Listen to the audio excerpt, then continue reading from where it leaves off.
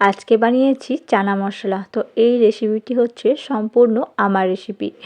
তো এটা সার্চ করলেও পাবে না, এটা সম্পূর্ণ ঘরোয়া রেসিপি। তো ভীষণ টেস্টি হয় খেতে। তো এই রেসিপিটি সম্পূর্ণ যদি দেখো তোমরা ভিডিওটি অবশ্যই জানতে পারবে। আর সাথে বানিয়েছি লেয়ার পরোটা বা লাচ্চা পরোটা। তো দেখো কিভাবে আমি এই লাচ্চা পরোটা আর এই চানার রেসিপিটি বানিয়েছি। তো এটা এতটা টেস্ট হয়, আর এটা একটু অন্যরকমভাবে বানাই বলে মনে হয় এতটা টেস্ট। তো চলো কিভাবে বানাবো সম্পূর্ণ ভিডিওটা আশা করি দেখো সবাই। তো প্রথমেই আমি পরোটার জন্য নিয়ে নিয়েছি ময়দা আর সাথে অল্প একটু আটা। তো এই ময়দা আর আটাটা দিলে এর ব্যালেন্সটা বেলার সময় খুব সুবিধা হয়। সাথে একটু নুন আর চিনি দিয়েছিলাম, আর প্রথমে দিলাম রুম টেম্পারেচারে থাকা দুধ। তো দুধটাকে দিয়ে অল্প অল্প করে মেখে নেব। এখানে কিন্তু কোনো জলের ব্যবহার করব না। তো আমি সম্পূর্ণ দুধটা দিয়েই পরোটাটাকে মেখেছি। মাখা হয়ে গেলে দিয়ে দেব 1 চামচ ঘি। তো ঘিটা দিয়েও আবার ভালো করে মেখে নেব। যেই রকমভাবে আমরা রুটি বা পরোটার আটা মেখে থাকি এটাও ঠিক সেই রকমই মাখবো। ওপর থেকে একটু সাদা তেল দিয়ে দিলাম। খুব ভালো করে মেখে এটা কিন্তু রেখে দেব বেশ অনেকক্ষণ। তাও আমি আধা ঘন্টা 40 মিনিট মতো এটাকে চাপা দিয়ে রেস্টে রেখে দেব। এখন খুবই সামান্য দিয়ে দিয়েছি সাদা তেল। এখানে দিয়েছি কয়েক টুকরো রসুন, আদা, আর আছে 2টো বড় সাইজের পেঁয়াজ। এখন কয়েকটা দারচিনি, এলাচ, লবঙ্গ আর গোটা গোলমরিচ। তো সবগুলোকে আমি নাড়াচাড়া করে নেব একটু যখন লাল লাল রং ধরে যাবে। এখন দিয়ে দেব বড় সাইজের 2টো টমেটো। এখানে কিন্তু আমি নুন দিইনি, নুন তোমরাও দেবে না, তাহলে জল ছেড়ে যাবে সমস্ত মশলার থেকে। দেখো কালারটা কীরকম হয়ে গেছে চেঞ্জ, একটু লাল লাল মতো হয়ে যাবে যখন, তখন আমি এটাকে ঠান্ডা করে নিয়েছি। এখন একটা ব্লেন্ডারে এটা দিয়ে দিচ্ছি। তো এটাকে আমি বেটে রেখে দেব। এখন দিতে হবে সর্ষের তেল। সম্পূর্ণ রান্নাটা কিন্তু সর্ষের তেলেই হবে। এখন ফোড়ন দিচ্ছি তেজপাতা আর 2টো শুকনো লঙ্কা আর 1 চামচ গোটা জিরে। এখন দিয়ে দেব বেশ কিছুটা কাসুরি মেথি। একটু নাড়াচাড়া করে নেওয়ার পর যে মশলাটাকে আমি রেডি করে রেখেছিলাম সেই মশলাটাকে দিয়ে দেব। অল্প একটু জল দিয়ে দিলাম। এখন একটু নাড়াচাড়া করে নেব। এখানে এখন গুঁড়ো মশলা অ্যাড করব।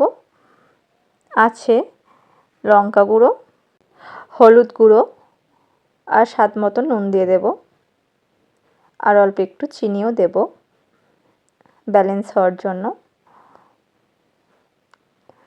তো সবগুলো মশলাকে খুব ভালো করে কষিয়ে নিয়েছি। এখন যেটা দেব, এটা আমি যতবার এই চানা মশলাটা বানাই তো ততবারই কিন্তু এই যে সানরাইসের চানা মশলাটা দিই। এটার কিন্তু স্বাদ অসাধারণ আসে।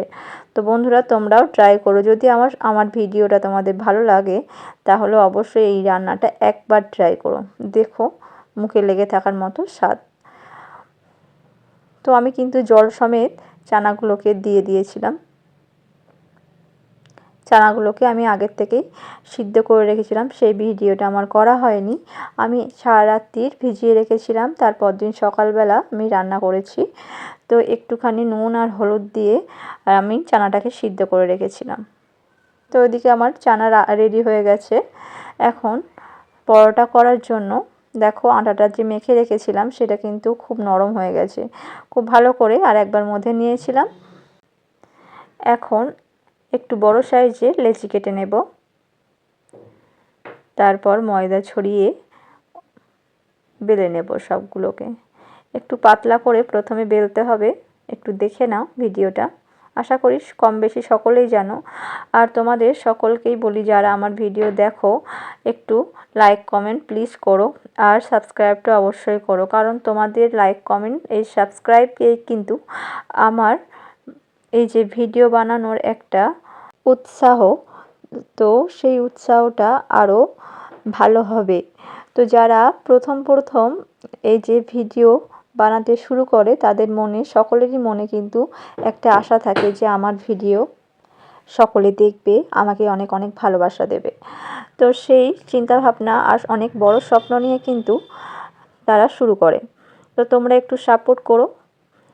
আর আমার আশেপাশে থেকে একটু আওয়াজ আসতে পারে, কারণ আমার বাড়িতে কাজ হচ্ছে, তো স্পিকারটা তো দিতেই হবে। তো আমি সেরকম মানে ফাঁকা জায়গা পাচ্ছিলাম না, কিন্তু কিছু করার নেই, ভিডিও তো বানাতেই হবে, সেই জন্য ভিডিওটা করা হয়েছে। তো প্লিজ বন্ধুরা, এই আওয়াজে মন না দিয়ে আমি যে রান্নাটা করছি তার রেসিপিটা তোমাদের কেমন লাগলো অবশ্যই কিন্তু বলো। এদিকে কিন্তু পরোটাগুলো আমি একে একে সমস্ত এভাবেই ভেজে নিয়েছি।